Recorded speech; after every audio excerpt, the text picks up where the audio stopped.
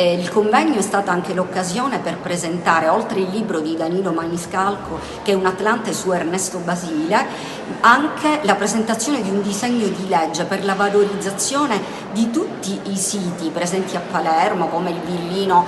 Florio, il Villino Favaloro, il Villino Ida, che potrebbe diventare la casa museo appunto di Ernesto Basile, ma per la creazione di una vera e propria rete che faccia sinergia tra pubblico e privato. Immaginate le tante collezioni private che spesso rimangono chiuse in magazzini polverosi e che vengono interdette alla fruizione pubblica. Questo disegno di legge deve essere un punto di partenza per aprire il dibattito proprio per la creazione del percorso, quindi la sua istituzionalizzazione, alla stregua del percorso Gaudì di Barcellona, che ogni anno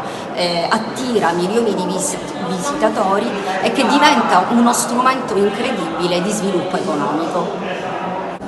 È un'opportunità grandiosa in un momento magico in cui tutti parlano del nostro Liberty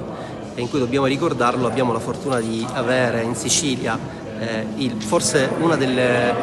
parentesi più brillanti, che è quella legata alla scuola di Ernesto Basile, che è l'architetto dell'ampliamento della Camera dei Deputati di Montecitorio.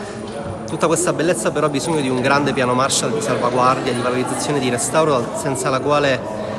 non potremmo farcela, e le generazioni future non potranno vedere la bellezza che noi abbiamo avuto davanti agli occhi negli ultimi 40-50 anni. Ringrazio la collega Roberta Schillaci e tutti gli intervenuti a questo importante convegno sul Liberty. Dobbiamo puntare sulla bellezza per far rinascere la Sicilia e sarà mia cura spingere quanto più possibile il disegno di legge che è stato depositato in 5ª Commissione dalla collega Roberta Schillaci e altri firmatari.